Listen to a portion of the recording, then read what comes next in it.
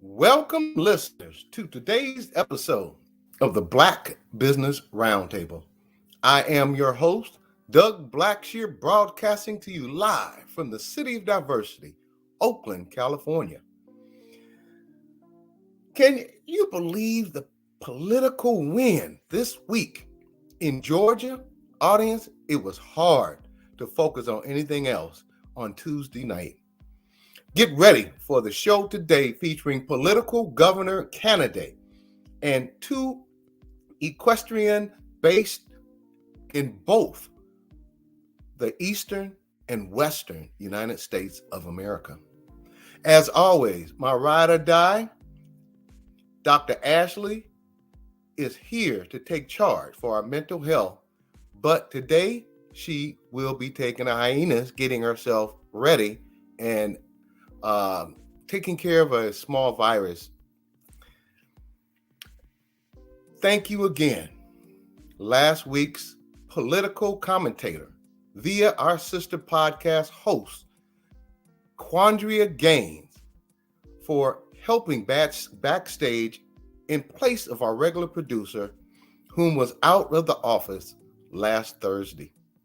As always, thank you to Mr. Donnie Glover of Black USA News for the honor of the Black Business Roundtable and being a part of your growing network dedicated to bringing the real, unfiltered news before the news. Hashtag BlackUSA.news, hashtag Donnie Glover. Today, December 8th, as noted via the National Day calendar, today is National Brownie Day. Hashtag National Brownie Day. The earliest recipe for brownies we are familiar with today are found published in the regional cookbooks and the newspapers around the turn of this last century. It is also National Hand Washing Awareness Week. And it's important, especially with the coronavirus, the flu and cold season, that we wash our hands. Their hashtag is National Hand Washing Week. Last but definitely not least, Safe Toys and Gifts Month. Hashtag Safe Toys and Gifts Month. Thank you, National Day Calendar. Some current events in the news today. The winner of the nail-biting Georgia runoff election is Senator Warnock. Amen. Premiering tonight on Netflix, Thursday, December 26th, Volume 1, and December 15th, Volume 2. The new Harry and Meghan, featuring the Duke and Duchess of Sussex. Perhaps we will learn more of what occurred to cause the Sussex to pull back from royal duties, and back across the pond here in America. Hashtag Harry and Meghan, hashtag Duke and Duchess of Sussex, and last but not least, hashtag Netflix, hashtag Meghan Markle. This week's thumbs down. This week's Black Business thumbs down goes to Georgia voters that showed up and showed the hell out. Congratulations, Georgia. That's how you take your politics back. Shout out to California transplant Bev and Fam, now Covington, Georgia voters.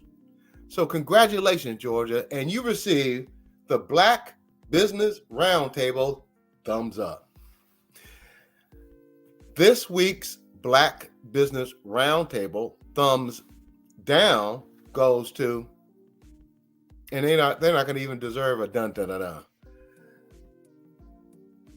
Who made the naughty list of 2022 Black Business Naughty List this week?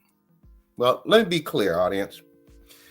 The city of Oakland, for allowing contractors who do not have a home-based office here in Oakland to bid on projects in Oakland. Unlike San Francisco, California, LA, California, Chicago, Illinois, and Miami, Florida, the city of Oakland, under the soon-to-be previous administration, has made it difficult for Oakland-based businesses to get those contracts because they're opened it up to any company that puts paperwork in and did not even do a checks and balances on the paper. And when I say paper, because my understanding, many of the documentations that were submitted to Oakland and I know at least one, and I've mentioned him on the show several times, was not verifiable, not accurate, not complete. Shame, shame, shame on you, Oakland, California, for denying Black businesses in this city the first shot at getting some of that $500 million in government contracts. Shame, shame, shame. Thumbs down once again goes to the city of Oakland and those contractors from San Francisco and other places who takes food out of the mouth of the citizens who live and have a home base office here in Oakland, California. Shame on you. I'd like to also say that under the new administration, I'm feeling confident that Mayor-elect Sheng Tao and her transition team and her administrative team will do a much better job to make sure that Oakland-based businesses gets first shot at the contracts of $500 million coming out of Oakland, California. So thumbs down goes to Oakland, California, and the businesses that they have allowed to infiltrate and take food out of the mouths of the residents and businesses here in Oakland, California. Remember, if you are going to be a clown and you're going to act like a clown, the Black Business Roundtable gives you the thumbs down. Today's show highlights. Today, we get an update on the 2026 campaign of Barack D. Obama Shaw and his run for governor. Whoa, governor of California. Well, let me read that again, folks. Today, we get an update on the 2026 campaign of Barack D. Obama Shaw and his run for governor of California. You heard it here on the Black Business Roundtable first. We also have a few minutes with a Puerto Rican brother, accomplished equestrian and horseman, Andrew Pearman of the Pearman Ranch of North Carolina. As you can see, audience, we don't just deal with issues here in Oakland and Alameda and California.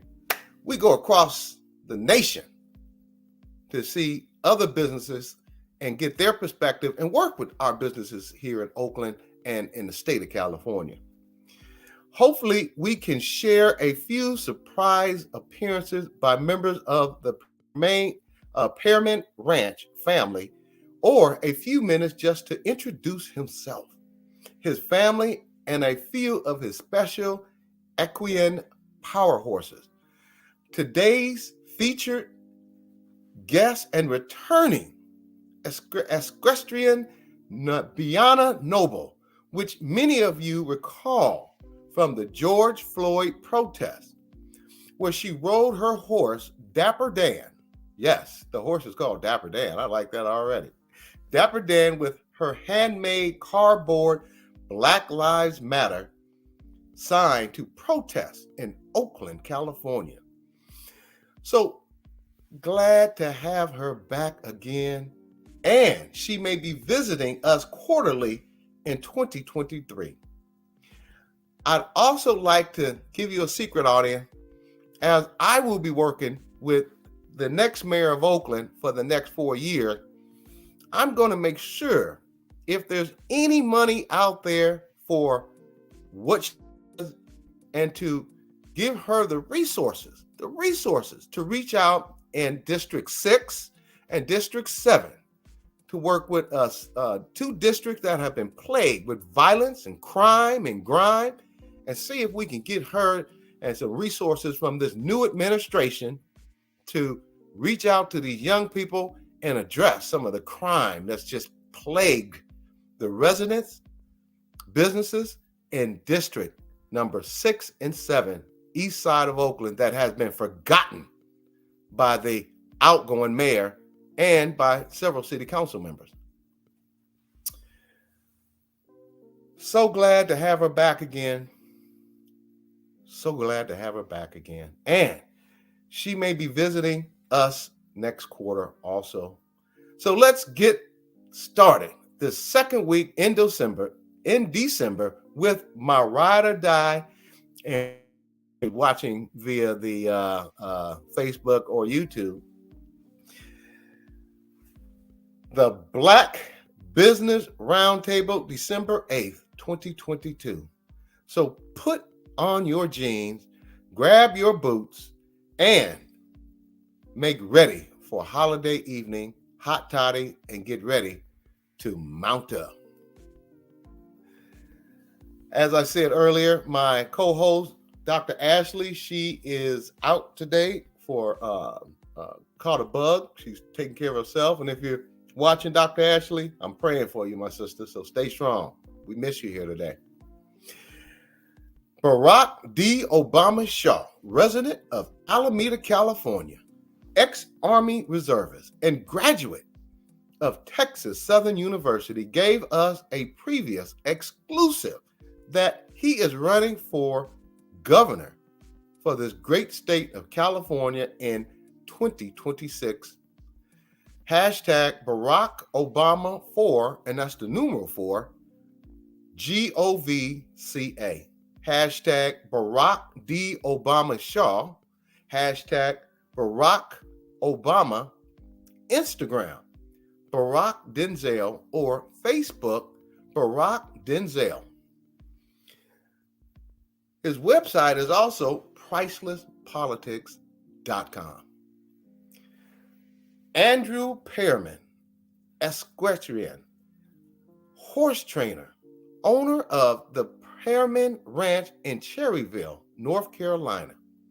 Their website is thepearmanranch.com. Instagram at the Pearman Ranch. YouTube at the Pearman Ranch 3321. TikTok with, listen to this, folks, 436,000 followers. 436,000 followers. Spoil their horses, Amazon wish. Email, studs, fees, and breeding phone number 704-562-2351. And let me read that phone number to you again. Stud, fees, and breeding phone 704-562-2351. So for my East Coast audience, give this man a call and make sure you tell him that Doug said, we rooting for you on the East Coast or West Coast. Thank you. Brianna Noble, original founder of Mulatto Meadows, along with Humble. Initially an Oakland-based equine program dedicated to positively impact youth from disenfranchised communities. And if you're out there listening, Brianna, we gonna find some money for you to help Oakland, East Oakland, regarding the plague of crime and grime and robberies and businesses going out, so that you can bring some of that love to the east side of Oakland, which we have not had over the last couple of administrators of this city.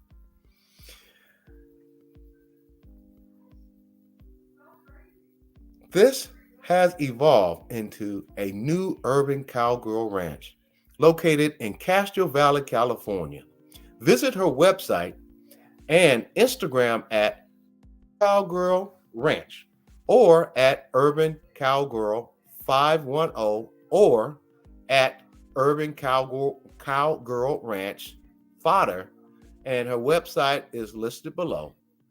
Hashtag social good fun, hashtag Urban Cowgirl Ranch, hashtag Urban Cowgirl 510, hashtag Urban Cowgirl Ranch Fodder.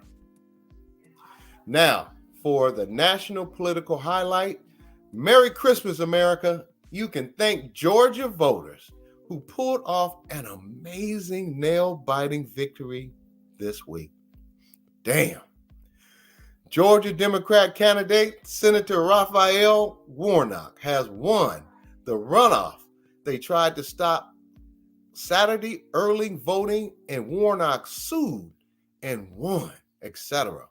But folks, managing to vote in high numbers in a runoff once again in Georgia.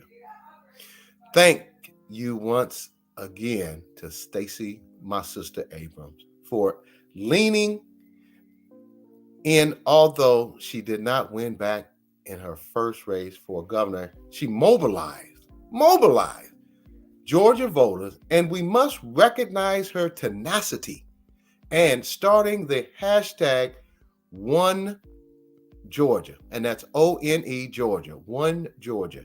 Congratulations, my brother, Senator Raphael Warnock, and we look forward to seeing you for your first full 6-year term. His hashtag is at Raphael Warnock or website as listed below. Hashtag Warnock4, and that's FOR Senate. Congratulations. A job well done, campaign well run. And now I'm going to be announcing briefly the news of the day, since Dr. Ashley can't take us away. She's not here today. She's out sick. The news of the day: on this day in 1915, a white mob rapes and lynches Cordelia Stevenson near Columbus, Mississippi, courtesy of EJI. Now, we every week talk about racism and the many inequities that not only happens down south, but all across this country. And I urge you to go on EJI, Equal Justice Initiative, and read the full story on this white mob rapes and lynches Cordelia Stevenson near Columbus, Mississippi. Thank you very much.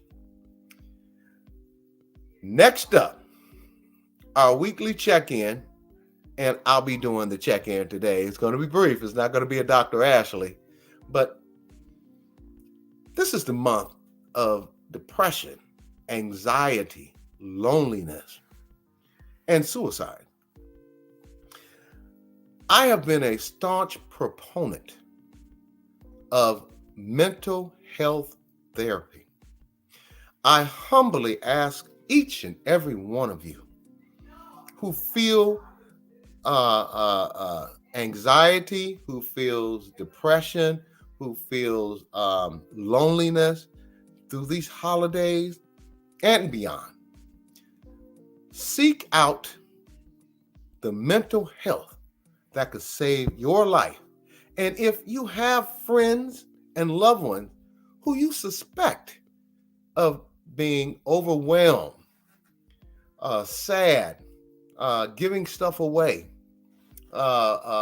drinking excessively, or doing drugs, or just have withdrawn from life. Give them a call and give them this number. And the number is 988 is the Suicide and Crisis Lifeline, and available 24 hours a day, 7 days a week. You could text or chat, and it's listed here at the bottom of the screen. Women in our audience looking for therapists, please give them a call and save your life or save the life of a friend or a loved one. Now, welcome to the Black Business Roundtable as we move forward. I don't know if our guest has showed up, Mr. Pearman, and if he has not, I can talk a little briefly on the many things that are happening in Oakland, California, and in the county of Alameda since this past election. For those of you who don't know, the Progressive Party in Oakland and Alameda County has changed the guards. And yes, what I mean by changing the guards, we voted. We made our voices heard. The mayor of Oakland, Shane Tao, the newly elected mayor of Oakland, Mayor-elect Shane Tao, won by 680 votes. That shows you that your vote counts. If any of you watch this show, you hear me say, vote, vote, vote. Your vote matters. Not only in Oakland, California, not only here in Alameda County, not only here in the state of California, but across this nation. Every vote counts when it comes down to getting people in the office who are not getting paid while their constituents get played. Now, Oakland has, and you hear me talk about this frequently, Oakland has a population of homelessness that has increased under the 8 years of the outgoing mayor by 130%. And the Gavin Newsom, asked for an accountability for the $70 million that was given to Oakland, California. And you know what the mayor said? She don't have a clue where it went to. Don't have a clue. How can you get $70 million to address homeless population in the last 2, 3, 4 years, and it increases by 130%?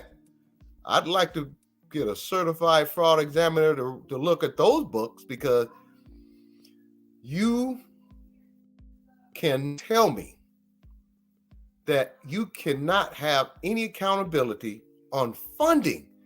And I don't know if you all notice, out here in California, out here in Alameda County, out here in Oakland, California, it has been devastatingly cold. A killer cold has come on to the Bay Area and has made it very uncomfortable for homeless people and people who can't afford to pay their PG&E, can't afford to go get a hotel. It's been devastating. And I would like to further throw this in, audience and listeners. We got a mayor who will go to Washington, D.C. And I'm going to say this slow because I see our guest has just showed up. So I'm going to wrap this up by saying this nice and slow.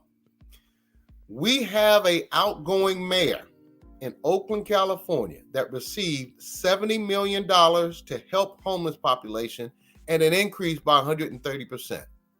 We also have a mayor who went to Washington, D.C.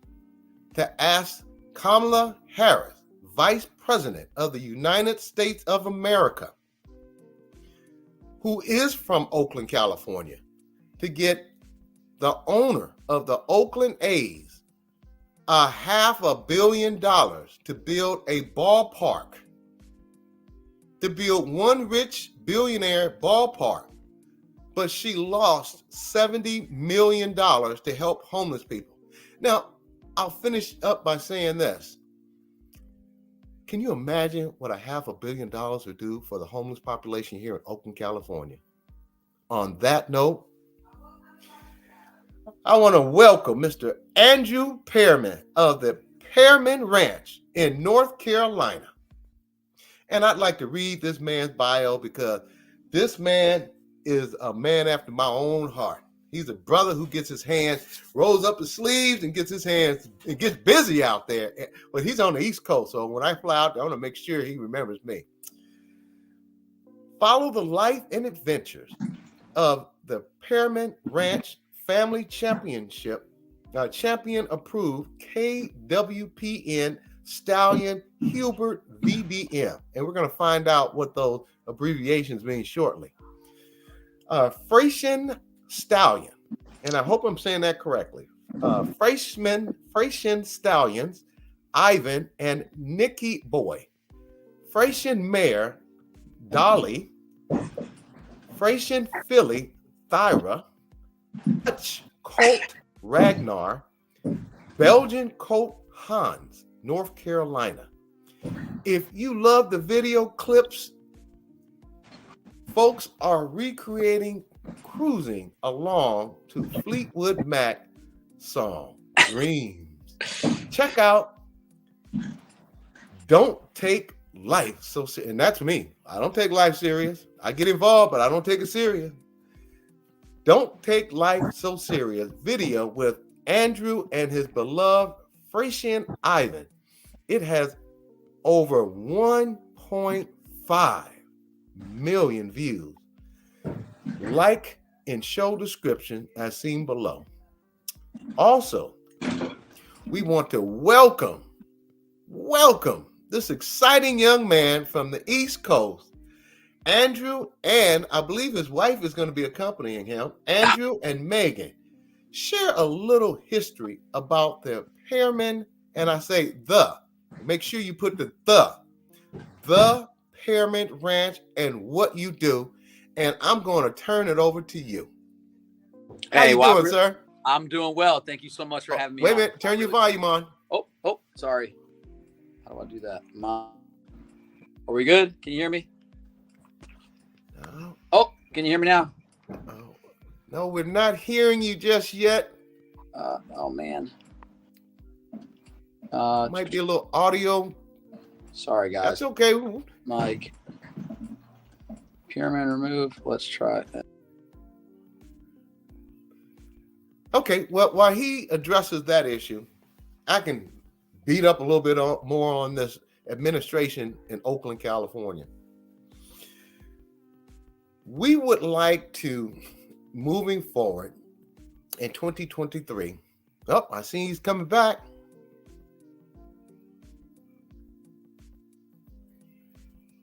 We still can't hear him. We might have to do a audio. Yeah, you there? Hello. Okay, well, my producer says she hears him, but I can't. Well, I'm going to come off and see.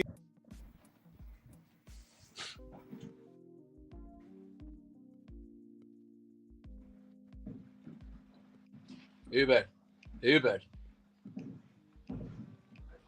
Ivan. Oi.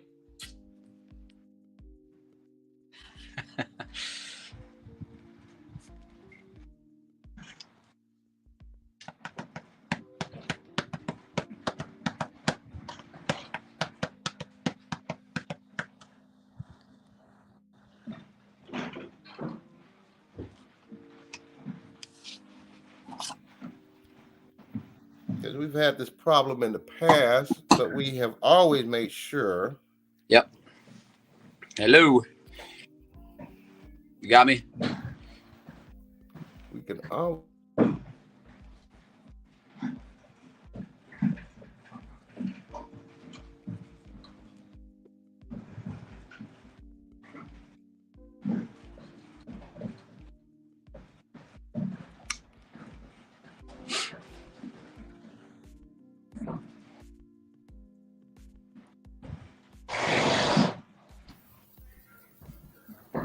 Oh, she can hear well. Can you guys hear me? Testing 1, 2, 3. Let's try it again, Andrew. Can we hear you now? Yeah, I can hear you. If you can hear me, we're golden. Oh, okay. Well, they can hear you and I can't. So take it away. Okay. I'm looking in the section here. It says, Awesome. "Hi, Johnny Glover Andrew. hears We me hear well. you Awesome. out here." There you go. So go ahead. I'm going to see what's technical difficulty. Tell us about yourself, sir. Gotcha. Well, my name is Andrew Pearman. I'm owner and founder of Pearman Ranch. How it started, I mean, it started just as an idea as I was, when I was a child. My first word was horsey. I actually come from an athletic family. My dad played in the NFL. My brother played in the NFL as well. And I was lucky enough to play football at the University of Virginia. And no matter what, no matter what sports did, I mean, sports taught me a lot. But my passion has always been horses. And my dream was always to own and train some of the best horses in the world. And, it's taken time. It's taken a lot of effort, a lot of sacrifice, but we're getting to that point now with our stallion Hubert, our Dutch harness horse, Ivan, and Nicky Boy. So yeah, what Pearman Ranch is Pearman Ranch isn't a place.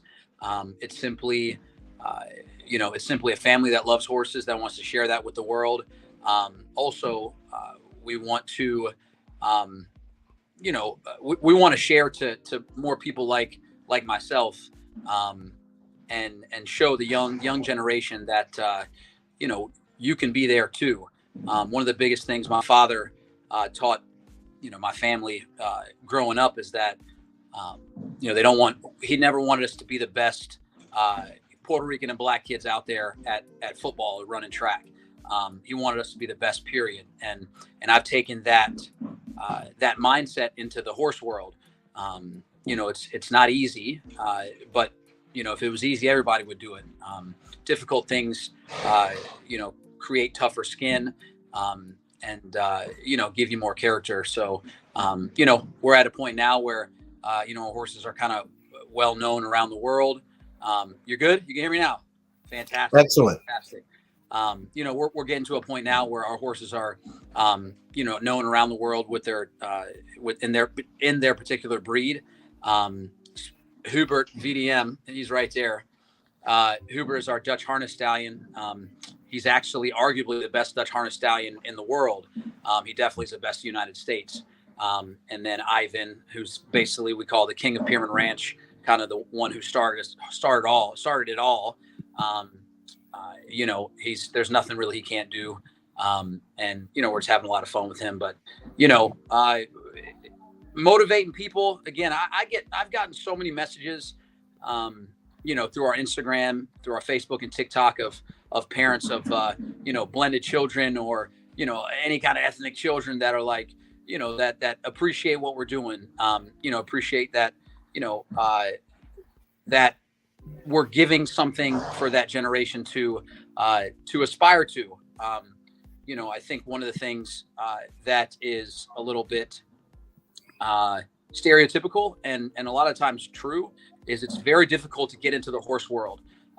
It doesn't look like me everywhere. It doesn't look like you everywhere. And it can be very, very intimidating, right? And if you don't have someone that looks like you, that's on a particular level, on a higher level, then, it seems a little bit abstract. And, I think, again, we've worked very, very hard to get to that notoriety point and the quality point in terms of our horses. And, just giving people someone to look up to and enjoy and, relate to. That's one thing that's very difficult. It's very difficult to relate to a lot of horse people. They can, be very difficult at times. And, I'm just a person and I'm not any of those things. Just, I love my animals, love my family. And, just want to show that anybody can do that if they're willing to make sacrifice, they're willing to work hard, do the research, and not let what stereotypes, the box that stereotypes put you in, not let that define you, and shoot for the stars, really. I apologize that I couldn't hear you at first. You know what I'm telling you? My audience knows I keep it 100. I had my volume down. Sound like my father. My father, you know? Like, where are my glasses? They're on your head, Dad. Well, you know, Andrew, I just want to say welcome to the show. I want to say that we have heard so much about you. We have a lady who's coming on after you who has done exactly what you, or similar things that you've done on the West Coast. Nice. Love it. This show is designed to bring people who would not ordinarily be in the type of business that you're in, whether it be nonprofit or for profit. My commitment to you before I get to this next question, we want to have you on because our audience goes from coast to coast, from Canada to Mexico.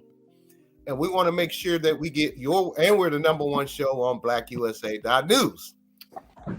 We want to make sure that we get politicians involved in the understanding that having horses out there as a bridge to the community, putting kids in situations that they would not have the opportunity to be in. That's why we support businesses like yours, and we want to make sure this is an open invitation that you come back and we get your message out.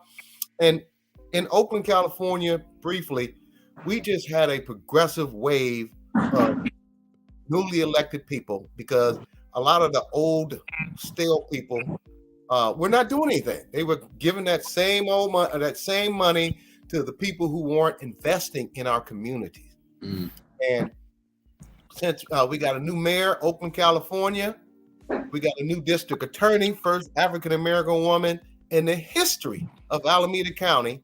Wow. To the DA. So we can start getting resources from, and as you know, the government spends a lot of money on programs such as yours, but it's just getting those politicians in there who are going to start taking care of their constituents instead of them getting paid while we get played. We get ready to vote them out of office.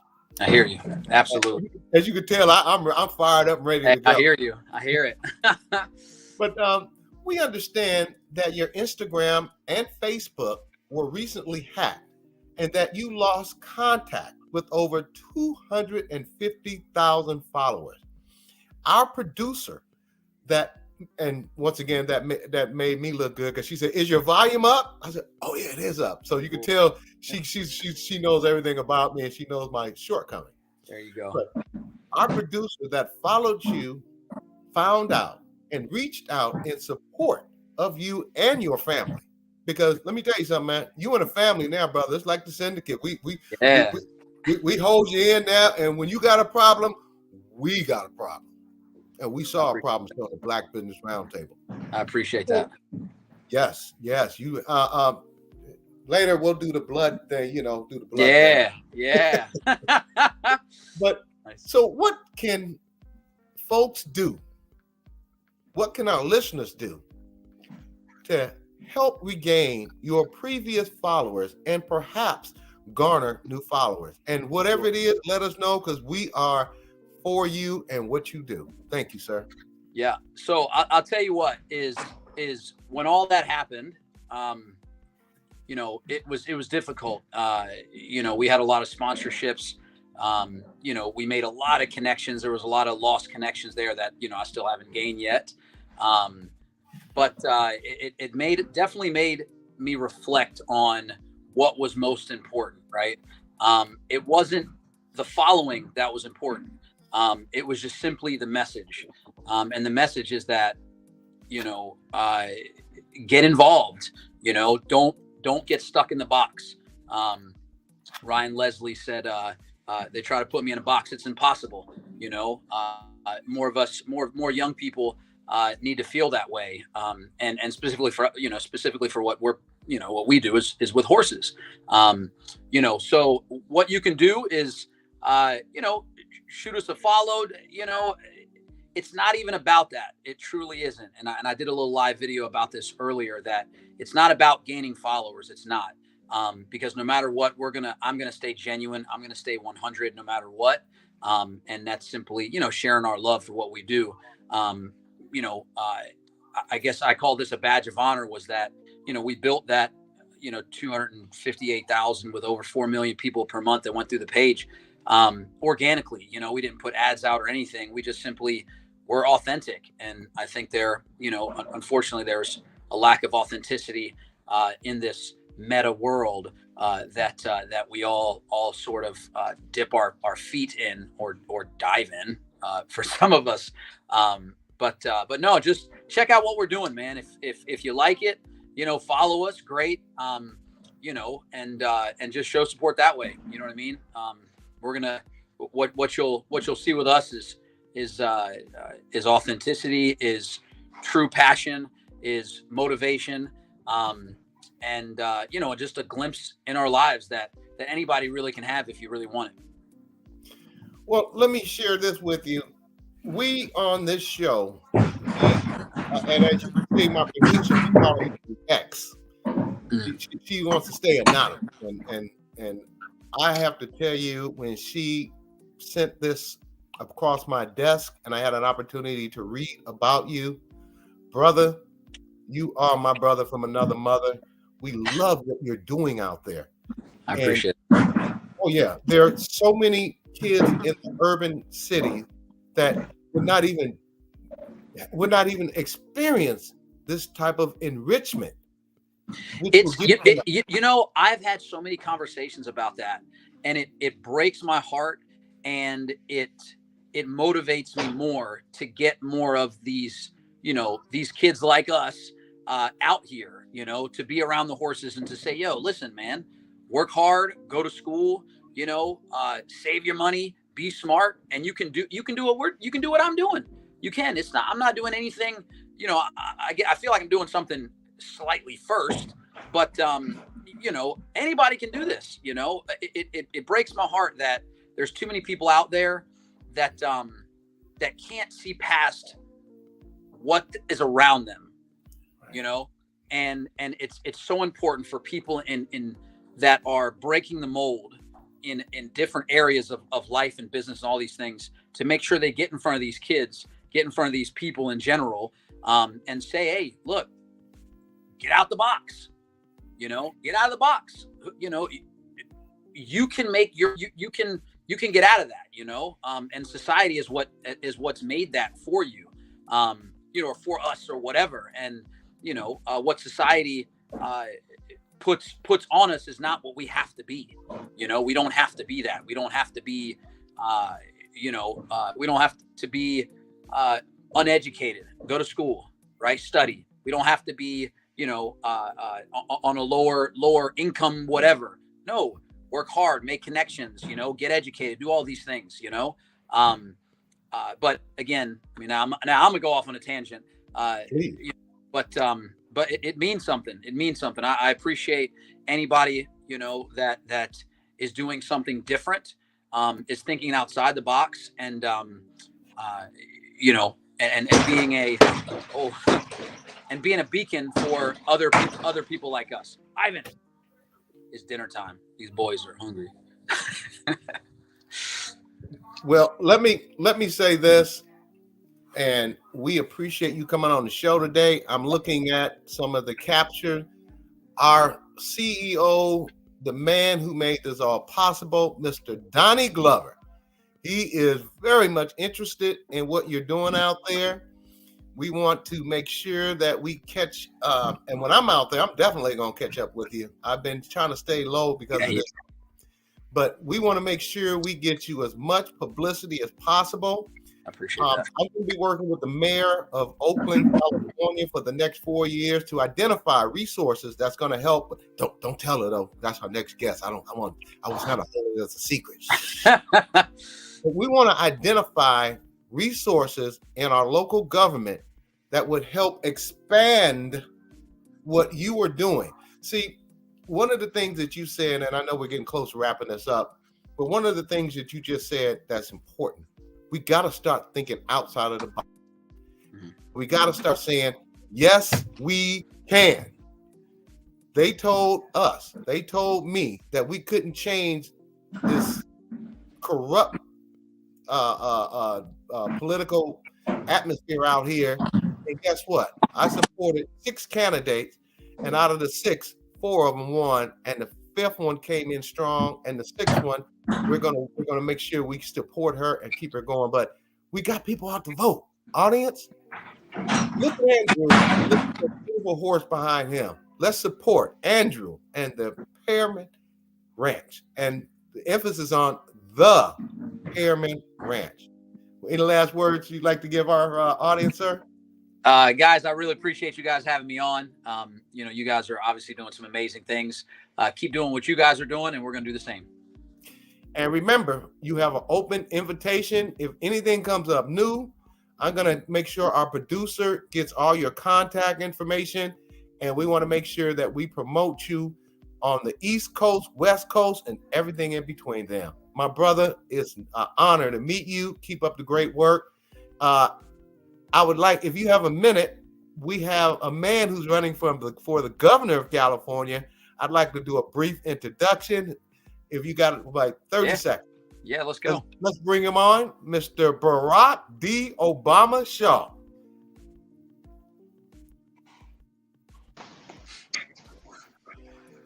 Well, all right. You know, you can never forget his name, Andrew. No. I was like, wait, who? Barack,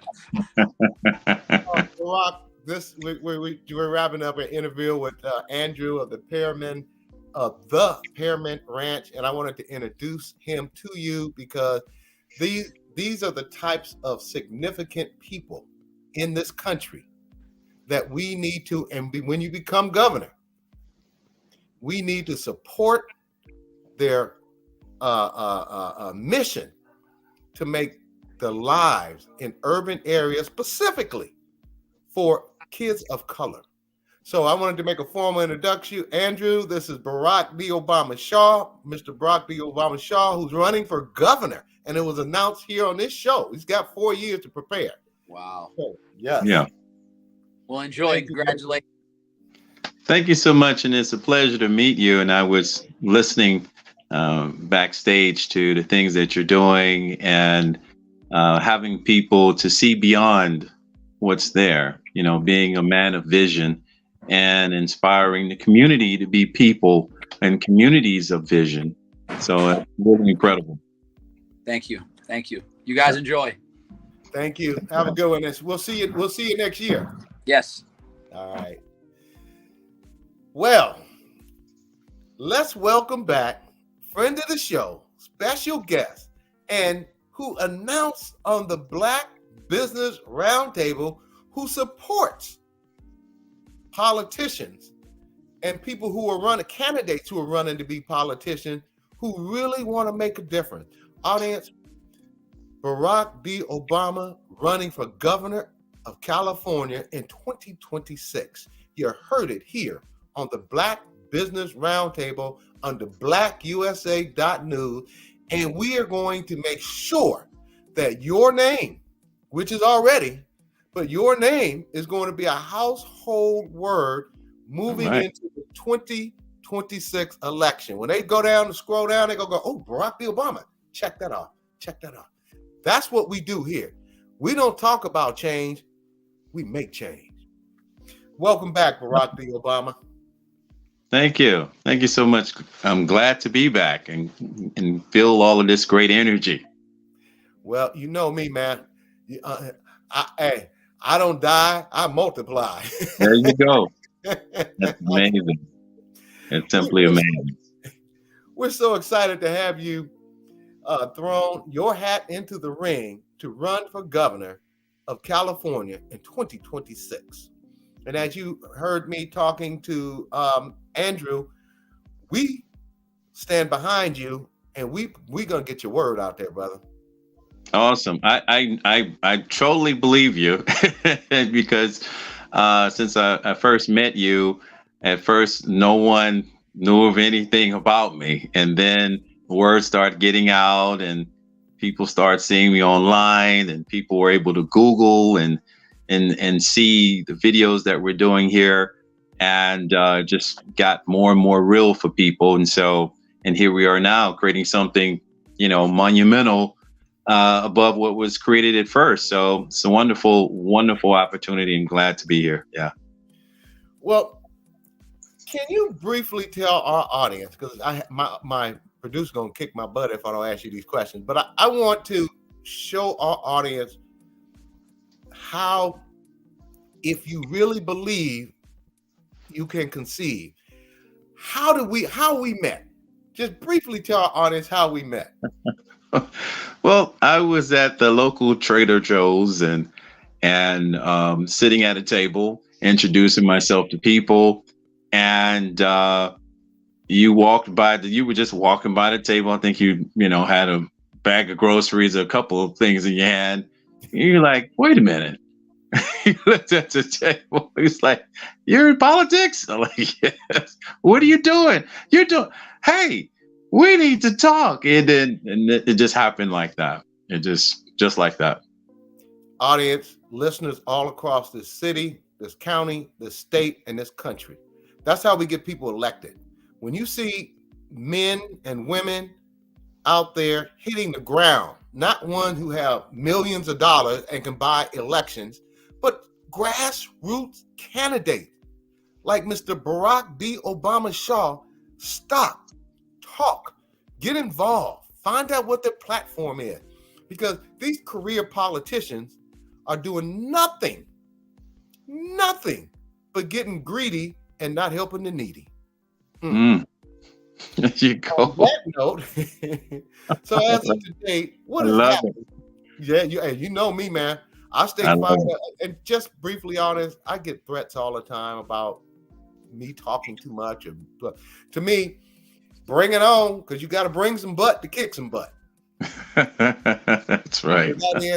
As of today, what has happened in regards to starting your campaign? What did you have to do to actually run for governor? Thank you. Well, the first thing was to see it, and once I got to the point to where I could see it, and I just said, okay, now that I can see it and believe it and see myself being in that position, that was it. That just, I looked at running for mayor.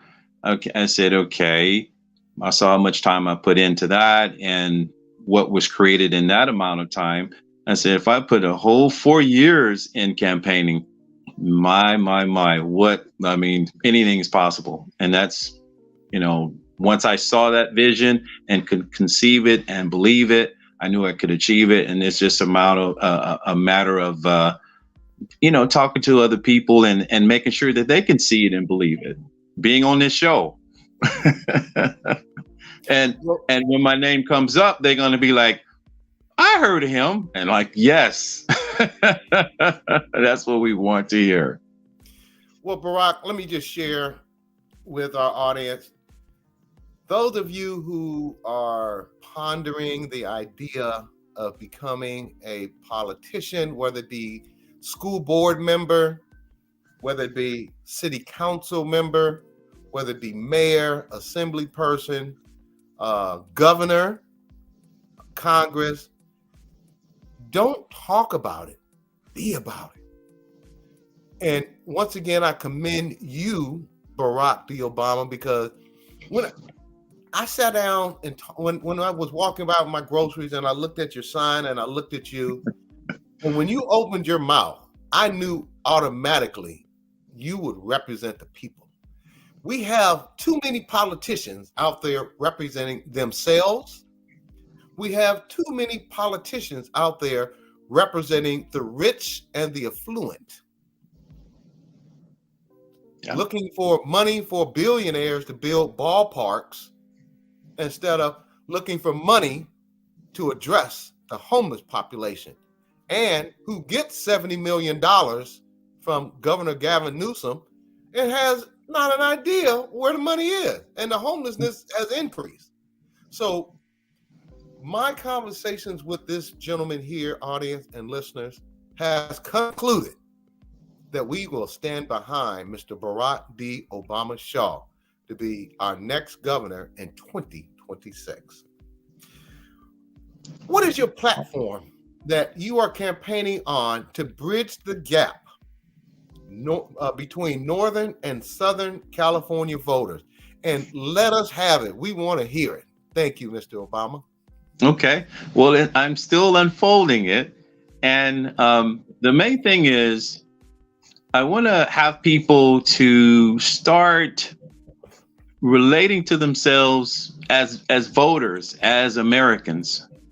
Just starting right there, and looking at what's possible from there, instead of looking at which party are you a part of, and throwing terms around. Far left, he's on the far left, he's on the far right. Well, what does all that mean? Or you're a Republican. Well, what does all that mean? What, you're a Democrat. What does that mean? Tell me what that is and what it isn't. I mean, no two people are going to be able to tell me what it is and what it isn't. Everyone's going to do their little spin on it. But let's look at what we can agree upon. We can agree upon the numbers. We can agree upon $70 million in homelessness. And are we getting something done? So right now, I'm standing for creating an arena of peace, to where we're not pointing the fingers at the different parties, because people are not interested in the tennis match. That person did this. No, that person. No, this person, that person. And we're just watching as they point to each party, and our heads are turning. But we're like, okay, but what are you doing? Okay, we're done. Okay, you said it's this person's fault or this party's fault, but what are you doing? That's what we're interested in. And that's what I'm interested in, and having a situation where people are looking to vote for me. I want to be able to show, here's what I was doing my first month. Here's what I was doing the second month. Here are the actions, the things I've done for the people, creating a track record. So when people do vote for me, I can, have a clear conscience and know that I earned the vote. Let me ask you this. What can people do to assist you in your campaign efforts right now and moving in for the next 4 years? Because even our producer is commenting on how great he thinks you are and how we need to look at not the divide, but the coming together of Southern and Northern California. Because, audience, let's be clear. After the election, and let me be clear here, I give the politicians who I feel aren't doing what they're supposed to, I give them an earful and I don't throw rocks, I throw boulders. But to that end, after the election's over, we come together. I come together with these politicians, and if they won, or if the ones who I've had issues with win, I will work with them. But we need to come together at the end of the day. So what can people do to assist you in your campaign efforts? Thank you. They could listen to the Black Roundtable, tell people about the Black Roundtable.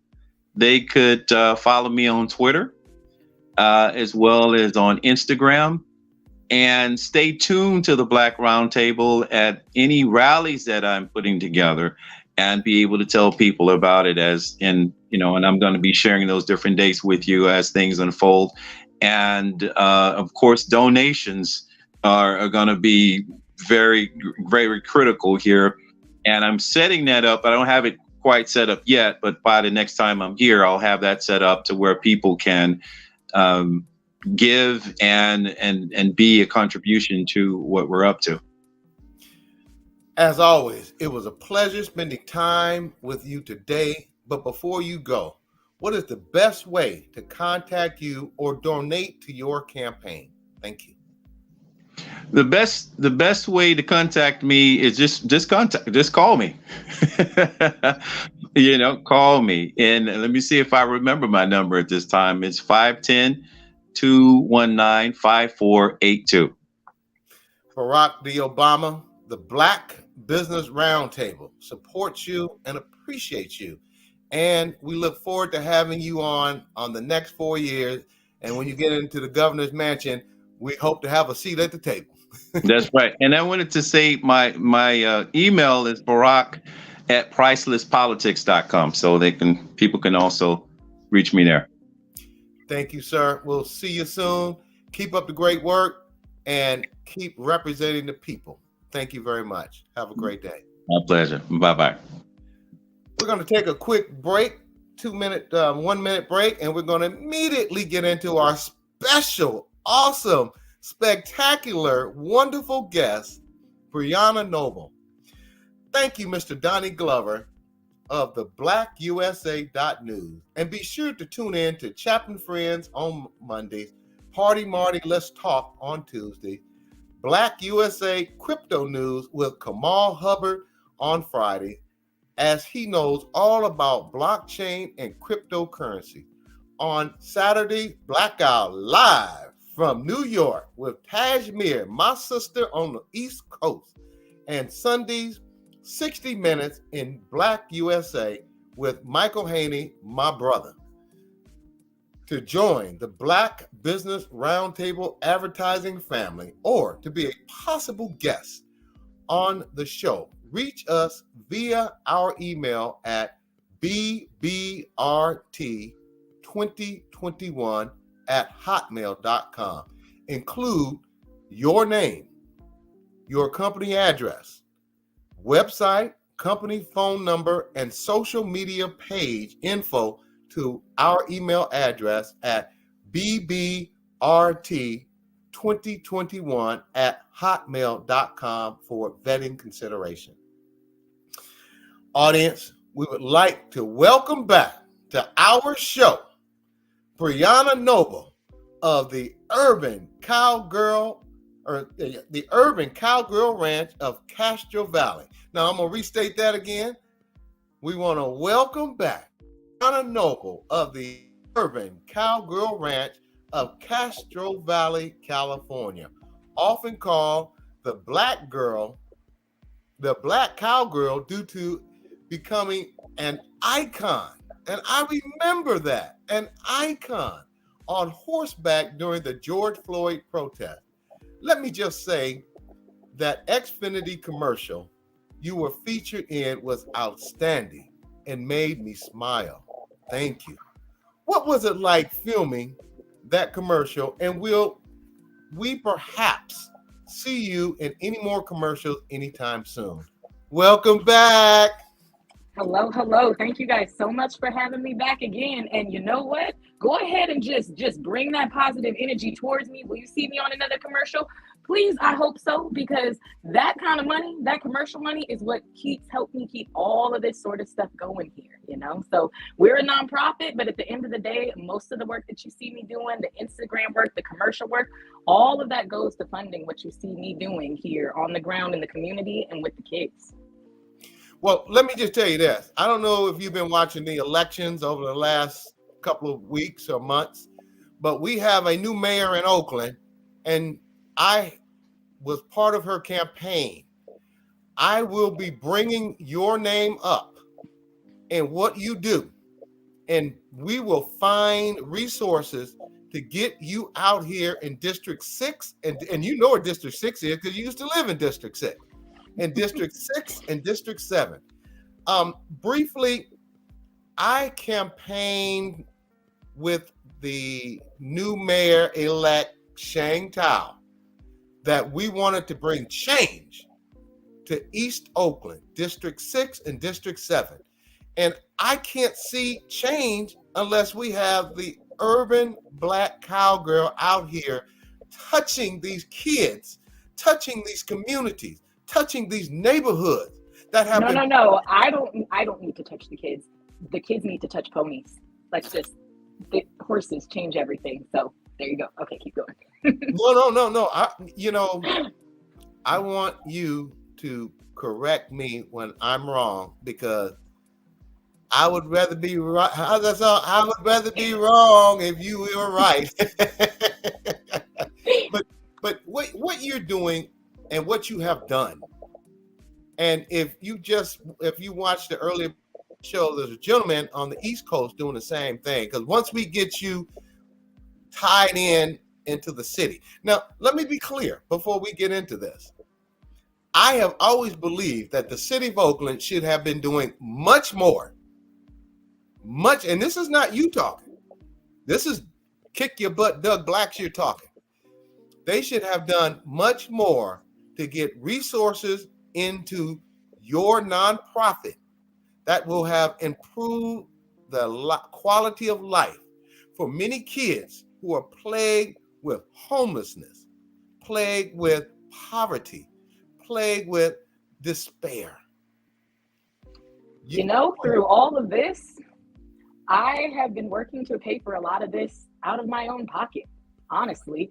One thing that I have learned in this adventure since, the George Floyd protests and blowing up is there's a lot of people that love to try to pat me on the back. There's a lot of people that love to come look at the work that we do. But one thing that I'm tired of doing, I don't like sticking my hand out. And so what we are doing around here, the work that we have been doing in our community, it will go on with or without that support, because that support has not been here. The city of Oakland, it's funny. Here I am. I've come up with a hydroponic farming system that allows me to help take my costs down and feed my animals sustainably. I'm working really hard to pay our rent, to keep this sort of thing going. City of Oakland has a stables that's empty. That doesn't cost any money, but I'm here in Castro Valley impacting the Oakland community. So that tells you what you need to know there. I'm glad you brought that up because, as many people know, I keep it real. I'm with you on that one. Audience, we got a sister here, Brianna Noble, who had to move to Castro Valley because the powers that be, the powers that was, they could not find the resources to further the hard work that this person has done to improve the quality of life in the most devastated parts of Oakland, and that's East Oakland. We have an administration that went to Washington, D.C. to get, and Brianna, just let me ramble for a minute, and I'm going to cut the screen off, but we have an administration that went to Washington, D.C. to get $500 million for one rich white man to build an Oakland A's ballpark, John Fisher. Now, that mayor's gone. She's turned out, and she was trying to get her cronies in. But let me be clear here. You got my voice now. And I'm for Brianna Noble, and I'm for everything that you will be doing and that you have done. And you got my word, because I will be talking. Yes. Let me tell you something. If Debo, they called me that back in the day. If Debo tell you it's real, it's real. I've already been in contact with some of the mayor's transition team and with the mayor-elect. And you will be at the topic of those conversations. We cannot clean up Oakland unless we start working with the areas that have been most deprived, and where the kids. We got kids who would love to be a part. And like you said, there's a stable right here in Oakland. But I'm trucking kids to Castro Valley. Yeah, now I was going to say, where'd you have to move to? Castro Valley. So we got a nice little company that donated some 18-passenger vans to us. And we have a full-time little forest school that runs on our property actually 3 days a week. And those kids are coming from Oakland. Well, let me tell you this, Oakland, California, and Mayor-elect Shane Tao, who is a special guest, has been a special guest on this show. Mayor-elect Shane Tao, we need to make sure that this sister get the resources that she needs to stop traveling from Castro Valley to Oakland and start living in Oakland where she can do the most benefit for these Oakland devastated communities that have been impacted by the lack of concern from the outgoing executive team here. And that's me talking. Don't. Hey, a lot of people say, man, I can't say what you say. I say, that's right. I can say it and I can back it up. So you got my word, Brianna. We're going to bring lightning and thunder and dollars to you real soon. Can we just reiterate the dollar thing there? Let's I'm going to start off with that.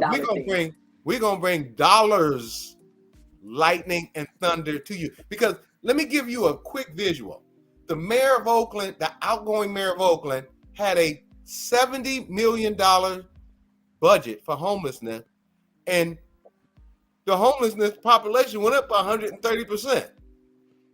Well, coming into 2023, one of my main goals for not just me, but my Black and brown community is I am tired of being pat on the back for figuring it out, for surviving, for being, wow, you are resilient. Wow, I can't believe you did this with so little. What? No. 2023, we are thriving. We are going to be thriving. Our community is going to thrive. We are going to be by our community, for our community, and we're going to do the work. And guess what? I'm no longer going to accept that the dollar signs do not match up with the good work that we do, because we have survived long enough, and it is time for us as a community to thrive. Well, I want you to reiterate that, and I'm gonna take myself off the screen. And the reason why I want you to reiterate that is because not only do we have a new mayor, Shane Tao, which I supported wholeheartedly and cold-heartedly, because I was in beast mode on her opponent, and we'll do it again, because we have got to get out of, if you're not affluent and you're not connected, we don't even think about you. There's no reason in the world why you should be struggling, and you are from Oakland, by Oakland, and for Oakland. Once again, tell our, and before I forget, not only do we have a new mayor, but we have a city council that works with the mayor. So the mayor is not going to make all the decisions. I would like to make sure that we get you in front of city council and have them look at some things that you have done and will do with the resources to do it. So I'm going to take myself off, and I want you to light it up and tell us some of the things that you've done before I get into the in-depth discussion to my audience that goes from California to New York, from Mexico to Canada, and in several other countries. So let us know what you're going to do with all this funding that we're going to make sure you get to fire this community up and not put the community on fire. Thank you. I'm just going to go ahead and reiterate again that I am tired of being pat on the back. I'm tired of our community being pat on the back for being good at surviving. All of us have survived, and in 2023, we are ready to thrive. And the work that we do in our community, the money is going to match up to it, because I have to say I'm tired of the money not matching up to it. So what we do here at Urban Cowgirl Ranch, what I do here at Urban Cowgirl Ranch is I'm looking to give horses a new mainstream purpose for our communities, by our communities. So I'm bringing agriculture and horses and all of its surrounding ag back into the cities, back to our communities, presenting ag jobs, things like ag welding, ag hydroponics. As you can see, we are finding solutions for the reasons why we don't have access to agriculture and horses, why kids don't know people like Andrew exist, or don't know that things like that are out there. We are finding the solutions to make it easier for our kids to, and not just kids, but our families, our communities, to get back to the outdoors and see this world. Well, I want to say this. I was so happy to have you back on to further discuss your passion, which seems to be to bring together horses and children from underserved communities of color. And I want to reiterate that, audience, underserved communities of color. See, we don't, when it's white kids, and I don't have nothing against white people, black people, or Asian people, but when it comes to kids of color, we don't put the same energy and resources to develop them. So, girl, as you can see, my doctor's not here today, so you got to work with, Dr. Ashley. When I see her, I go, but she's not here today, so I'm lighting it up. This is a good day for you. We're all passionate about the work that we do. And, I'm just going to reiterate something that I truly believe in that has really served me in this journey. Stick to what you do. Stay in your lane. Do what you love to do, what you are passionate about, what makes you want to scream and pull your hair out, and whatever gets you up in the morning to do it. Be hella good at it, because we're from Oakland, so I just had to throw in be hella good at it. If you know, you know. And then give back. And that's what keeps people like me running, because at the end of the day, we tired, our paycheck don't match up with the work that we do, you know what I mean? But at the end of the day, we always have a smile on our face, and we're yelling to the whole world because we love what we do. So if everybody could just be as passionate as you are coming on here talking about all of this stuff, our world might be a better place quicker than we think. Well, before we go to finish up what I was going to say, tell our audience where you're from and the neighborhood that you're from, which is not too far from my neighborhood. Go ahead. Well, I'm going to just go ahead and say I'm from all of the Bay. I'm from Oakland, but I grew up all over the Bay. I went to school in downtown Oakland School for the Arts. I like to just go ahead and throw that out there because I was always there at the epicenter of politics, the epicenter of social activism. I grew up as a spoken word artist, as a little teenage kid that's spitting out there yelling pissed off that Oscar Grant died. You know what I mean? Not died. Ooh, did I just say died? Whew, that's some of the brainwashing right there. I just with the murder of Oscar Grant, I was down there for that, And Oakland raises some of the best people. It really does. The trials and tribulations that we face growing up here in the Bay Area, the people that you meet, the passion that you come across of community, being for our community, by our community, uplifting each other. It's something, it's really, really something. Well, I just want to say this before I finish, before I ask you this couple of things in regards to that outstanding grand opening you had in Castro Valley. Could have been here in California. But to that end, I have truly, truly admired what you do, your compassion for doing it. And I want you to take this show and review it several times, because as soon as the new administration is in, I'm going to raise and move hell and high waters to make sure that we get you whatever resources you need, because it is time that all people benefit from government instead of only the rich and affluent. And once again, audience, if any of you know me, it's on and crack-a-lacking. And I will hold it down in the meantime, y'all. So, that would be a big help. But in the meantime, Instagram pays the bills, y'all. So all your following, if you like my content, if you share my content, followers mean the world, because the companies like to pay to see what we do and to share our story. And so a lot of what you're seeing, the content that I post on Instagram, sharing our life, it's what's keeping everything alive here nowadays. So Instagram has definitely been a phenomenal platform that has allowed me to share what we do and pay for what we do too. So that's huge. Well, speaking of that, your grand opening this past April 24th was a blast. Girl, I had so much fun. Oh my God. I thought I was down in Arkansas. You had cows and horses. Well, no cows, but you had horses and wild livestock. It was amazing. I had an awesome time. Glad. Yes, I attended, but so did my producer, along with members of her sorority, Gamma Phi Delta, hashtag Gamma Phi Delta sorority.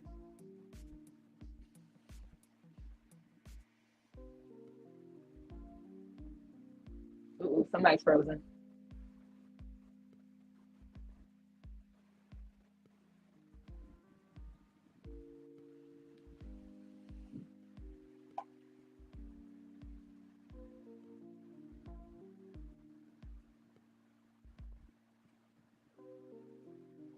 Ooh, frozen.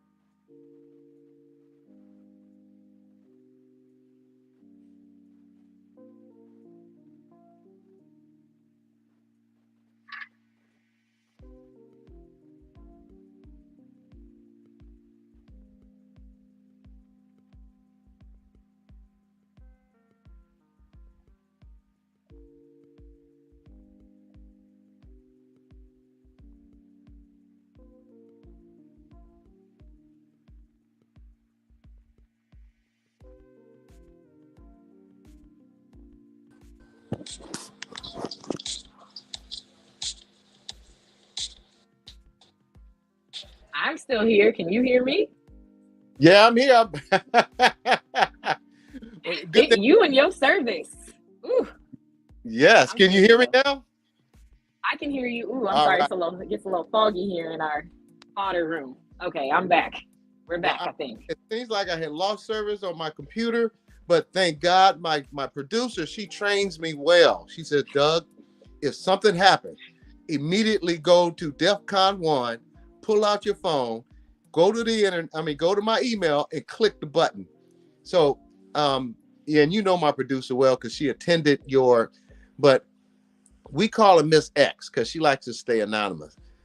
Miss X has done an outstanding job making sure that we get the real news out there in America. And thank you, Miss X, because when it went out, I started panicking. And then I said to myself, what would Miss X do? And that's what I did. Well, thank goodness for her. Oh, she's amazing. She is truly amazing. So let me reorganize here with my phone as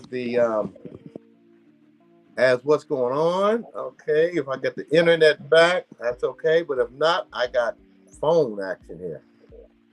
Okay, moving forward.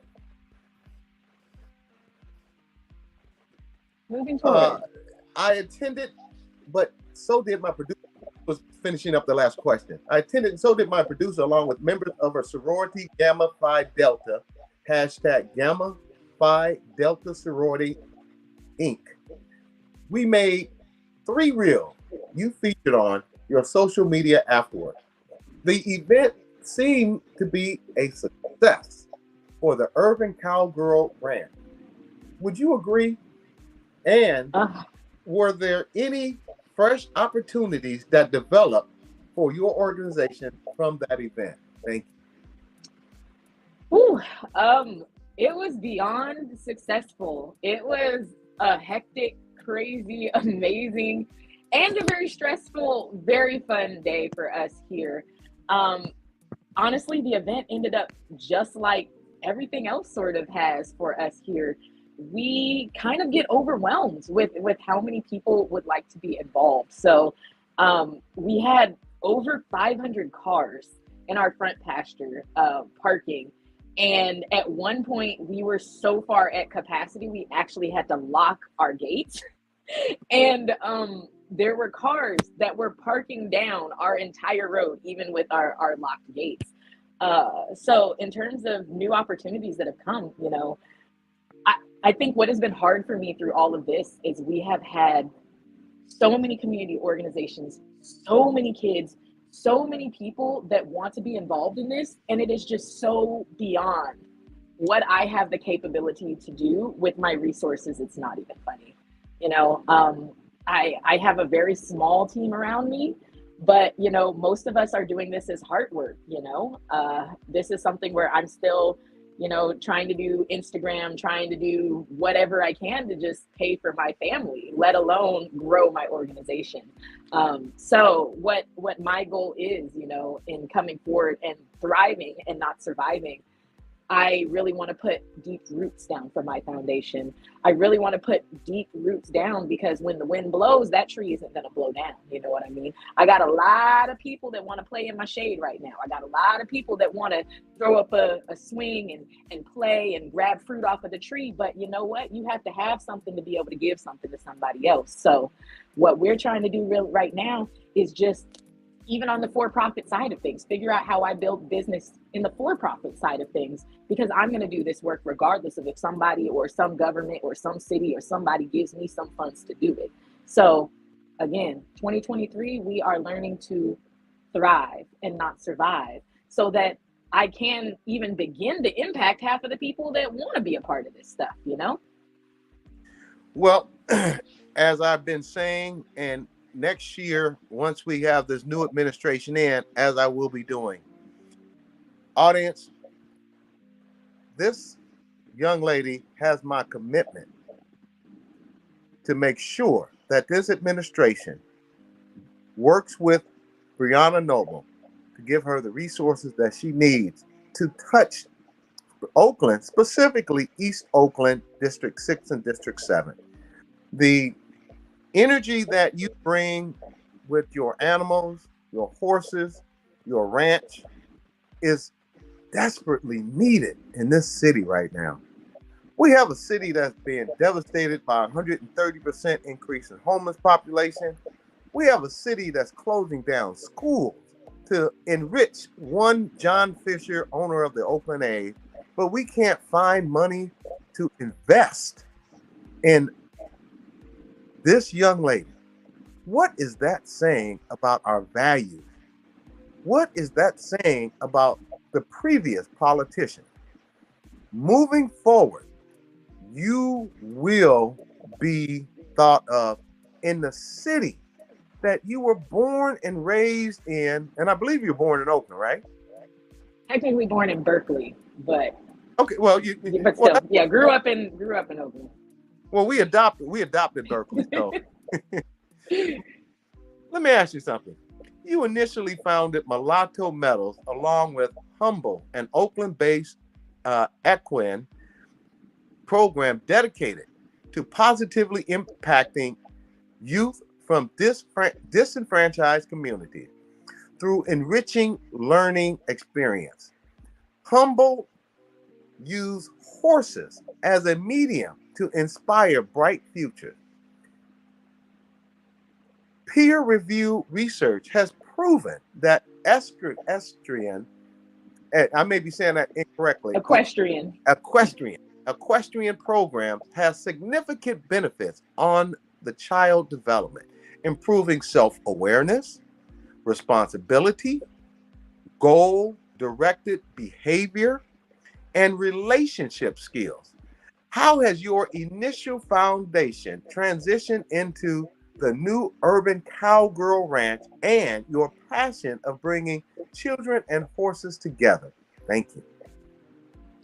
You know, this organization really started for me as an 8-week riding program. You know, I would take on generally about 10 kids at a time and give them the experience of learning from the ground up how to ride horses. That became very unsustainable very quickly.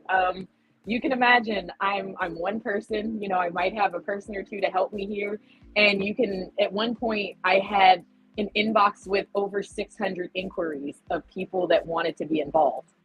Wow. I couldn't, there's like no scalability there. You know, I very quickly recognized like, yeah, I was doing really good work with a couple of kids, but it just, you know, where could I go from there? I mean, there's not an amount of money that I could figure out how to make to be able to grow my program, nor would it really honestly be feasible with the amount of horses and everything that you needed.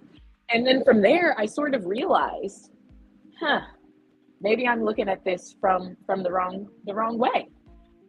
You know, for the first time in United States history, horses don't have a mainstream purpose. They're no longer used for war. They're not used for travel, and they're not used for farming. So when you really look at it, what am I asking people to support? I'm asking you to allow a couple of kids a fun experience to get into a sport, basically, that is pretty much monopolized by the rich. You got to start out as a billionaire to become a millionaire in the horse world for the most part, you know? And I realized I had this opportunity to give horses and its surrounding agriculture a new mainstream purpose. And I said, why isn't there funding for this? Why am I having such a hard time getting anybody to care about getting a couple of kids on horseback? And then I realized all of these different industries have so much money, like education, jobs, all of these different industries that lots of people are interested in or they find super sexy.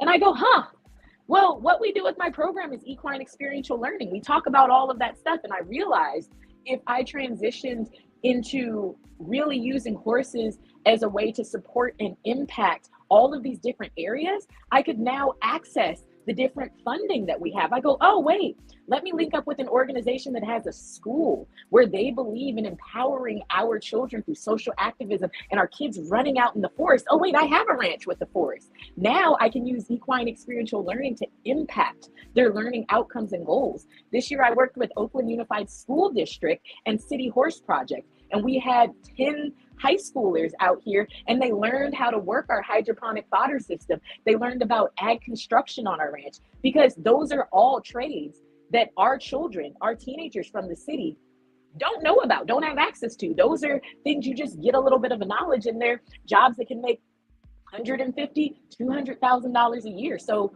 my transition from going from just a riding school into broadening our horizon and really using horses as a way to connect in the arts, connect in jobs, connect in education, and all of these things really was just me opening up thy eyes to the real, you know, understanding that things cost money. You know, we can want to do what we want to do, but, you know, we have to be real about what is feasible.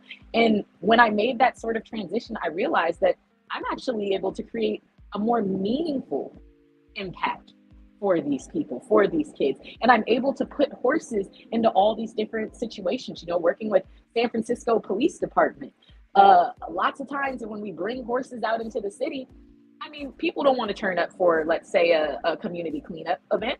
Nobody's really interested in coming out of their house to clean up garbage. But guess what? If I link up with them and I bring a horse out there, all of a sudden everybody and their mama, Jody, come on, there's horses out here. And I'm like, hey, well, you get to pet the horse, you get to touch the horse. If everybody picks up a black bag of garbage, you got people picking. They over here picking out a little, you know, grass, just whatever they can find to fill up that bag so that they get an opportunity to come up and touch a horse. There's so many different meaningful ways that we can make horses and its surrounding agriculture important in our community, because people need something to strive for. You know, we need something to look at. And one thing that I just don't understand that we're not teaching our children nowadays is, why do you wake up in the morning? Why do you want to go to school? Why do you want to go to college or something like that? We have to give them something, some reason to mean. And, you know, for all these kids, it may not be horses, but it's going to get them excited that day to do whatever we're doing, because they haven't had the opportunity to do it before. It's going to open up a whole different world of like, oh, wow, I didn't know that I didn't know anything about horses. And now all of a sudden, wait, I'm interested in welding. You can make a lot of money welding the farm equipment that we use surrounding horses. There are so many things that can be useful to our community, to our kids, not just our kids, but the families surrounding them, by bringing agriculture closer to our cities. You're on mute. We can't hear you. As you can see, I fixed my technical problem. I'm off my phone and back on my computer. Brianna, are any of the previous programs still in place, or have they evolved into new programs, offerings? And if so, what is available now for our children? Thank you. You know, I am actually taking a winter off myself to be selfish for myself. I am proud to say this when I have spent the last 2 years impacting, this year, I'm going to say we impacted over 2,300 families. We have been doing the work, and it has been so much fun, but it has been work. So we will have lots of new stuff coming for you guys in March. We've actually solidified a few big company partners that are going to help us grow and actually give us more room to have the children out here on our property. But for this winter, y'all, I'm about to go ride the horse. I am about to enjoy my time in the hills and take a much needed break for the month for myself. In the meantime, though, we do still have our forest school on our property that is full-time here 3 days a week. And then we will start back up with our regular programming, like I said, in March, where we will continue to impact our communities with the horses. Well, let me tell you something. If Dr. Ashley was here, I'm going to say what she would say. If you don't take time out for yourself, you cannot help others. So good kudos to you on that. And while you're taking time off, let me be clear. I'll be prepping this new administration to do whatever is needed to give you the support that the city of Oakland should have done already. Moving forward. Well, as soon as we get through the rainy and the cold season here, once that sun starts shining, y'all better watch out, because we got a whole bunch of fun stuff coming your way. Well, let me tell you something. I'm going to be on the horse holding the flag going, we got to get Brianna in. We got to get them. Can you imagine me on a horse doing it with the flag? Oh my gosh, I would kill to see that. Yeah, I guarantee you that women, just give me the training horse though. It's okay. We'll give you the old one, the 25-year-old one that's just going to walk nice and slow, drag your feet. I'm still holding the flag. How do parents get their children involved in your program? And are there specific equine therapy classes available? Are there accommodations for disabled children also? So the best way to see about getting involved in our organization is just going to be going to our website. We have a newsletter that comes out with pretty much everything that is going on for us. At the moment, though, as we said, funding is a really, really hard thing for us. I'm really working on my Instagram following. Like I said, that's kind of what's paying for everything right now at the moment. But as we move forward, we will most definitely have a few community days that are out there. But for the majority of what we do right now, we are working with partnering with other organizations, just because we don't unfortunately have the funds to do as much as we want to do. So our biggest partners are Abundant Beginnings right now. The school, we're really focusing on a lot of the equine experiential learning that we have with them. But we hope with more funding coming in, we'll be able to expand that past the few community partners that we have and the few community days that we're able to do for all of the kids in the surrounding areas. If we were to peek into a day in the life of Brianna Noble, what would an average day be like? And what has changed in your daily life compared to when we last had you on the podcast in 2021? What does a day look like? It's a lot of fun. It's a lot of work. I usually wake up in the morning, and my tiny human is 5 years old at this point, so I can't believe it. Sometimes I'm like, oh gosh, you're a mom. Like, I still feel like I'm like 15 on the inside, you know what I mean? But I usually get my daughter up and ready for school. It is really, really cool to have a school on your property. So It's great. The kids out here that are on the school, you know, they nap out in the forest, they run and they play, they hug trees, they act like wild, crazy, tiny little feral children, just like they're supposed to at this age. So after she's done with her breakfast, I go that bye-bye tiny person, and she goes running down the stairs to join all of the teachers that hike them up into the forest. And once she's off at school, usually then we bring down our whole herd of horses. And we have about 15 lesson horses at the moment. So we bring them down, get them fed, do our day-to-day chores, you know, feeding the chickens, taking care of the goats, the cows, everything that we have here on the property. And then usually at that point, you know, I run into some meetings and I come back down to ride and make sure everybody's clean and everything like that. And then we'll have our interactions and stuff with the kiddos on the ranch before they go home. So we have a really, really good time out here. But as I said, with more funding coming in through the year, we hope to get back to some of our bigger community day programmings where we get to see, you know, larger groups of kids out here outside of our normal school, and really start to get them on horseback and get them back into what it is that it was really at the core and crux of what we do. So biggest change that we've had since the last time we've been on here is, like I said, just sort of like solidifying our roots, you know, and having this school that is now, you know, full-time here on our property, and really just starting to like slow down and be really intentional with the work that we do, and being really intentional with, you know, trying to get ourselves set up so that we can expand and do more in the coming year. Okay. Now that is the reason for your success, preparation. It seems like you're preparing and visualizing exactly what needs to be done to make a positive impact in our long and lasting one, you know, because that's been the hardest part about it is, you know, it can be very hard when you have 50 organizations, everybody and their mama calling you, love the work that you do. I want you to do more. I want to do another event. I want to do this. And yes, I want to do all of that. I want to be there for all of it. I want to see all the hundreds of tiny people out here. But guess what? I got to have a platform to stand on to build a house. You can't build no house on some quicksand, you know?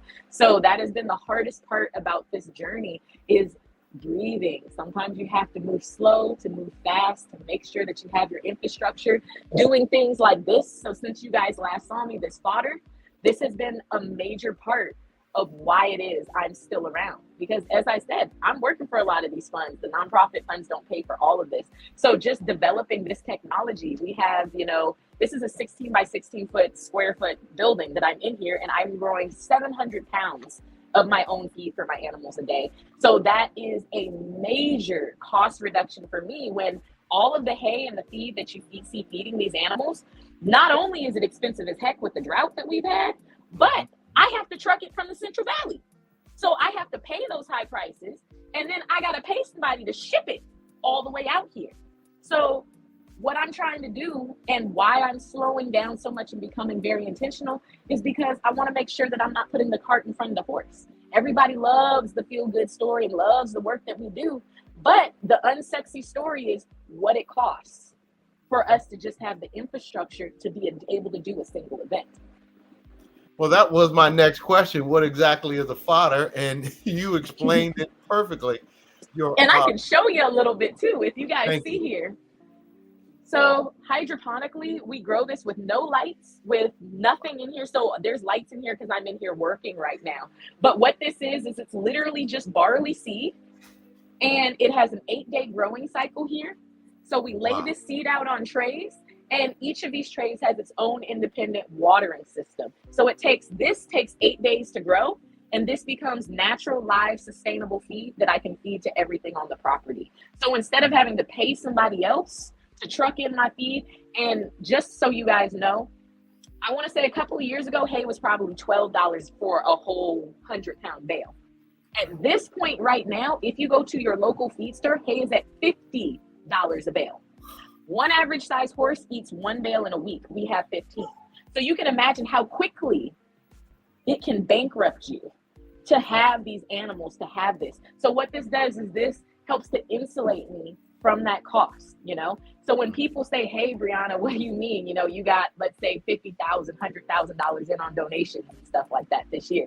Honey, This stuff, feeding these animals, it costs something big here in the city, which is why we do not see a lot of agriculture within the confines of the city. It's too expensive. So what I'm working to do here behind the scenes so that I can see what we do thrive, so I can be there and run that programming for the kids, is I'm working to build things like this to address sustainability so that we can keep horses and agriculture within the confines of the city. So I've actually not only done this, I'm working on what's going into our horses, but I've also linked up with a company that's working right now on technology to build a biodigester. So it's going to be taking all of our horse manure and sustainably turning it into biofuel that will run our entire property. So why that's so big is not only do we have to truck in our feed, but all of the pounds of manure that come out of our horses, it's actually illegal in our county to set it on the ground. So you have to pay to dump your manure, to take it to the dump in Livermore, which is thousands of dollars a month. So just to get rid of it. So we're working on all of the things, what goes into our horses and what comes out of it, to make it sustainable, to take our costs down, to make sure that this is something that's here, our programming can grow and be here for our community over time, not just for a summer. Well, as you can see, our producer has complimented you like soon to be our new governor, and I'll read his statement. Y'all keep them politics. I'm not trying to go grade that young. No. He was complimenting and saying you think outside of the box. And for Black people, it's critical that we think outside of the box, because we have been excluded from so many things through our 400 or 500 years in this country. So thinking outside of a box, that's not being political, that's being practical for Black people. Looking on your site, I saw something with an interesting name, Camp for Grown Folks. What is this about? Are there any camps offered such as day, family, overnights, couples retreats, weekends, winter or spring breaks, summer camps that you can share, please? Well, that was actually an event that was put on by one of our lovely community partners, Afternon Verba. So the way that I have made what we're doing here sustainable, because like I said, everybody wants to know, well, Bree, what are you doing? What summer camp you got? What program? When can my kid get on a horse? Like, oh man, people love to do that. And I'm like, honey, I'm working on it. I don't got no money. I'm trying here, guys. So how we have gotten around, the fact that the cost is really high to do this, like we got to have money to do staff, all of that, is I have found beautiful community partners like Afternon Verba, like Abundant Beginnings, these organizations that are, a little bit ahead of me and figuring stuff out. So what we do with them is we support their events, until the day that I can figure out my money so that we can have our own events, But I thought about that. And once we sort of worked with that model of being like, let's work with people in our community that are working with the people in our community that we want to impact, I realized that there is so much strength in that. Here I am working and struggling and being like, how do I make the money? How do I do all of the things to get enough money to be able to do this stuff? And there are 50 billion organizations here in Oakland and here in our community that are impacting our people. So that's what we have been doing a lot of. It's stuff like, Afternon Verba had their Camp for Grown Folks, and they threw a big event over at Lake Merritt. So y'all noticed that we were there for their Camp for Grown Folks. And we were there at that event in Lake Merritt with our animals, you know what I mean? And it gave us a way that we can impact our community without having to deal with the whole infrastructure around it. So we have been making some phenomenal community partners and helping them make impact for their kids and their community and their following, And so, like I said, I'm gonna just reiterate at this point, I'm taking the winter off. We got stuff to do next year. We've got a lot of stuff on the books, but right now, no. The next month, I'm gonna be riding my horses in the mountains. But how can individuals get involved with the Urban Cowgirl Ranch with donations and stuff? You can reach out to us through our website, urbancowgirlranch.com. So your donations are tax deductible. And like I said, they are much appreciated and needed. because we have got big plans for next year coming for you guys. And if you make that donation, it'll add you to our mailing list as well. So that way you'll get updated on our newsletter. So when we have our 2023 calendar coming out, like I said, we'll be back up and running for March, because our horses, they need a much needed break after this year as well too. So everybody's going to be on their winter vacation, and we're going to pop out with the sunshine, and we'll be taking y'all by storm. You have partnered, according to your website, with EBAC, Boys and Girls Club of San Francisco, Acta Nonverba Youth Urban Farm Project, Liberated Kids Oakland and Castro Valley Mothers Club. Can you share how organizations can partner with you, and also can you share perhaps organizations you are looking to partner with? Well, one more time for the person in the back, I'm going to tell you, I'm trying to get my roots down here, because I want to be a tree that cannot be blown down in any storm. I want to be unshakable. So I'm really, really focusing right now on, like I said, stuff like this that helps us take our costs down so that we can exist, So right now, I'm actually not looking to take on any more partners in our community, simply because I'm overwhelmed by how many people want to impact us. We have a running list of hundreds at this point of organizations that would really like to work with us, which is phenomenal. All the need is there. I'd love to work with all of them, but I'm one person at this point. Our organization is quite small. So what you've seen us do this last year is, we've really partnered with some organizations that are quite close and dear to our heart, so Liberated Kids, Abundant Beginnings, those are the two that we're really focusing on at this point. Like I said, there are ongoing school on the property, and that's a really big project for us at the moment right now. We've done some events, like I said, we've worked with Oakland Unified School District, and so through the summer, having the internship program and giving those teenagers job preparedness skills and teaching them about all of this and moving them forward. You know what I mean? It has been a phenomenal year filled with so many of those different partnerships, you know what I mean? But I really want to focus on the ones that we have at this point, because the one last thing that I don't want to do is get too big for my britches yet, So until I can figure out how to make the money match up with the work that we do, so that because I believe in sustainably paying staff, and that's one thing that in the nonprofit world I have really noticed ain't always up to par. And in our equestrian community too, we have people that are so passionate about the work that we do that we're willing to work for pennies. I'm gonna just say it one more time, that I am tired of surviving, and we are going to be thriving. So we are going to move slowly, we are going to move intentionally, and with purpose going forward here, so that we can make sure that everybody is taken care of.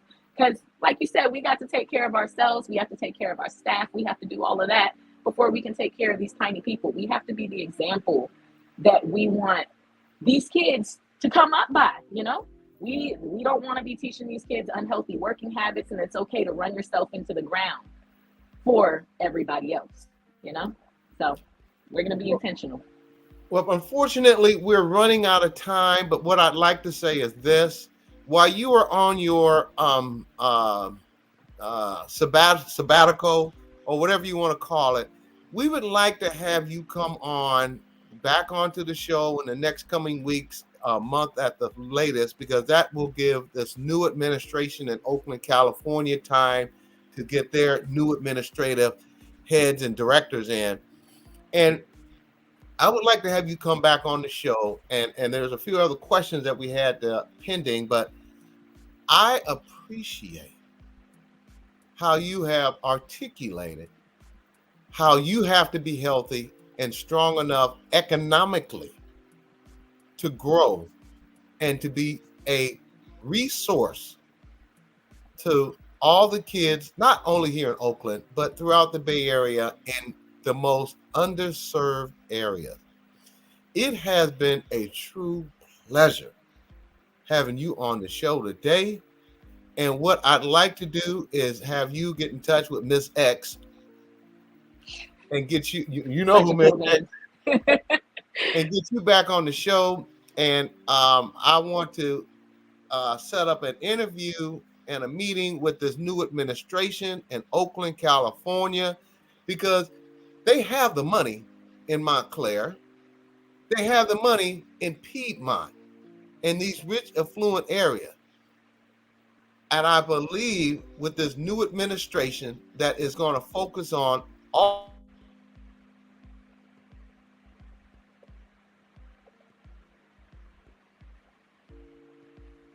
Ooh, you froze again.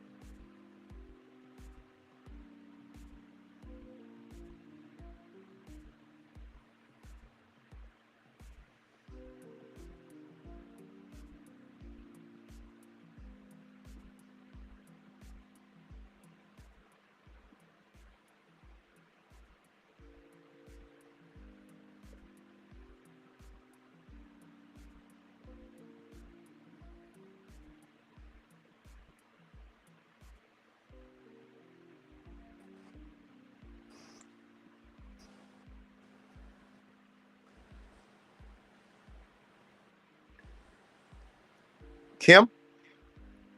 I can hear you. Am I still on? Can you hear me? I can hear you. Is this Brianna? Yes, it is. Oh, wait, here, I'm back. Okay, I'm back. I'm back on the phone.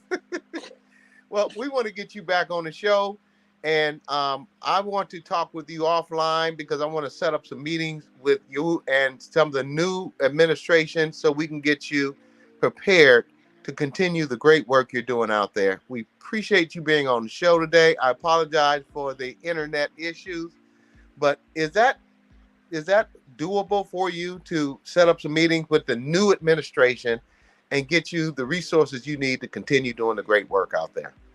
That's what it is. Hey, I said that we're taking a break, but a break really just means giving us time to do this sort of work. You know what I mean? Right. Okay. Well, audience, you've heard it here on the Black Business Roundtable. My commitment to get Brianna Noble what she needs moving in the next 30 to 60 days after this new administration takes over. We are not going to be looking for money for a billionaire to build a $1 billion ballpark. We're going to be looking for money for Brianna and the urban cowgirl to make a difference in the communities that have been devastated by crime and the lack of resources to move the most devastated areas in Oakland forward. Brianna, we'll see you in the next couple, 2, 3, 4 weeks. As you can see, we are fighting for you and we want to get you what you need. So we look forward to having you back on real soon. Thank you. Thank you so much. It's been a pleasure. Thank you so much for having me. All right. Audience, we want to thank Mr. Donnie Glover for this opportunity. I apologize for the technical difficulties today, but we're running out of time. We want to thank Mr. Donnie Glover for providing us this platform. And Donnie, you have been a trailblazer in creating opportunities for all people. Audience, thank you for joining us today. We return next Thursday, December 15th, 2022, with guest the historic Nile Swim Club of Udon, PA, Pennsylvania, established in 1958 after 2 African-American families applied for membership at the racially exclusive Udon Swim Club and were denied. We look forward to seeing you every Thursday at 4 p.m. Pacific Standard Time and on the blackusa.news network on YouTube and Facebook. Audience and listeners, thank you for tuning in. And remember, together, we can listen, we can learn, and we can share. Because I know you care. This is Doug Blacksher, and Dr. Ashley Coleman will be back next week on the Black Business Roundtable. God bless and good night.